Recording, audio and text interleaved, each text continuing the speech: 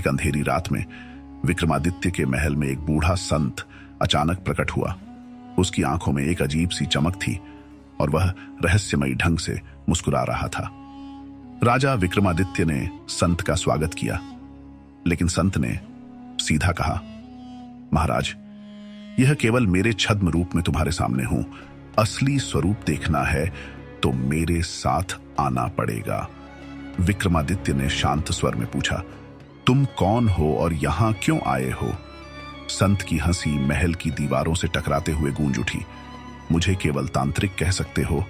मैं तुम्हारी शक्ति की सच्चाई जानने आया हूं, लेकिन क्या तुम मेरे मायाजाल से पार पा सकते हो? इस पर विक्रमादित्य ने हंसते हुए उत्तर दिया, तुम्हारे जादू के पीछे छुपी सच्चाई को समझने की कोशिश तो जरूर करूंगा। तांत्रिक ने एक काला धागा विक्रमादित्य को पकड़ाया और कहा, इस धागे को पकड़ते ही तुम मेरी दुनिया में पहुंच जाओगे। यदि तुम वहां से वापस लौटे तो तुम सच में महान राजा हो।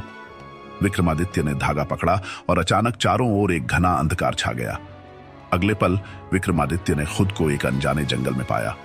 वहां सैकड़ों आवाजें गूंज रही थीं, मानो चारों ओर परछाइयां जिंदा हो उठी हों। तभी एक रहस्यमयी आवाज ने विक्रमादित्य को चौंका दिया, राजा विक्रमादित्य, क्या तुम जानते हो कि यह केवल शुरुआत है? विक्रमादित्य ने आत्मविश्वास से उत्तर दिया, शुरुआत हो या अंत, सत्य का सामना मैं जरूर करूंगा।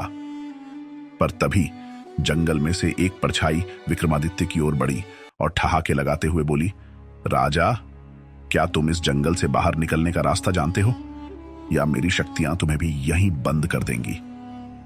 विक्रमादित्य ने उस परछाई की ओर नजरें उठाईं, जो धीरे धीरे घने कोहरे से बाहर निकल रही थी। उसकी आकृति धुंधली और डरावनी थी और उसकी हंसी का शोर पूरे जंगल में गूंज रहा था। विक्रमादित्य ने अपने आप को संयमित करते हुए कहा, जो भी हो, इस रास्ते को समझकर ही वापस लौटूंगा।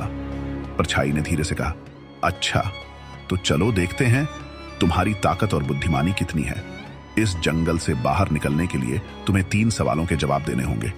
अगर एक भी गलत जवाब दिया तो तुम हमेशा के लिए इसी जंगल में खो जाओगे।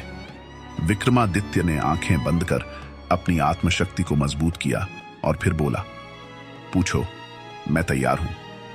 परछाई ने अपना पहला सवाल पूछा, वह क्या है जो हमेशा चलता है, कभी रुकता नहीं, पर किसी को दिखाई नहीं देता? विक्रमादित्य ने थोड़ी देर सोचकर उत्तर दिया, वह समय है जो चलता तो रहता है पर किसी की पकड़ में नहीं आता।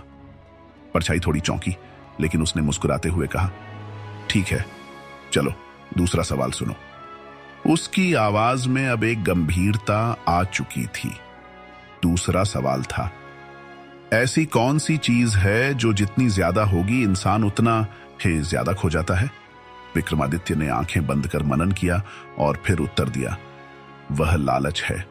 जितना ज्यादा इंसान के पास हो, वह उतना ही उसमें खो जाता है। परछाई का चेहरा अब थोड़ा गंभीर हो गया।